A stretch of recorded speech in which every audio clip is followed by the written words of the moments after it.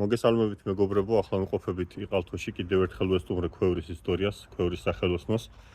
ეგერ არის თავად ოსტატი მოგესალმებით. რეზო კბილაშვილი. მადლობას გეტყვით სტუმრობისთვის. დიდი მადლობა თავად შენ რეზო, მასპინძლობისთვის, წარმატებები მინდა გისურვო შენ საქმიანობაში. მადლობა გაიგე. აგერ აქ შეგვიძლია ვნახოთ, რომ არის დემონსტრაცია სხვადასხვა ეტაპებია სურათებზე ნაჩვენები თავად ქვევრის წარმოების. სახელოსნოში მათი დამზადება, ტრანსპორტირება, ქურაში განთავსება, გამოწვა და ამ წუთას მიმდინარეობს უკვე გამოწვის პროცესი. აი ქურა არის უკვე მუშა პროცესში. გუშინ დაიწყე ხო რეზო? 1 დღის დაწყებულია, კი ბატონო. დაახლოებით 10 დღე უნდა რამდენადაც მახსოვს გამოწვას თავად. კი ბატონო.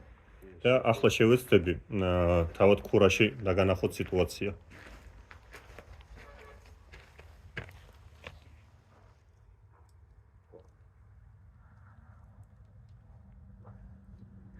ჯერჯერობით ახალი დაწყებულია ეს ყოველივე. ამ დღეებში თუ მომიწია კიდე აქეთ სტუმრობა, შევეცდები სხვა ეტაპებიც გაჩვენოთ.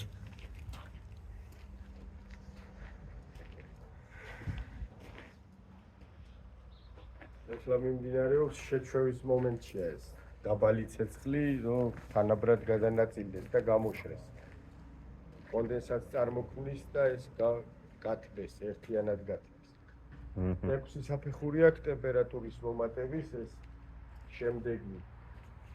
და ძალიან მნიშვნელოვანია საყურადღებოა მომატება, არ უნდა მოხდეს ძალიან სწრაფად.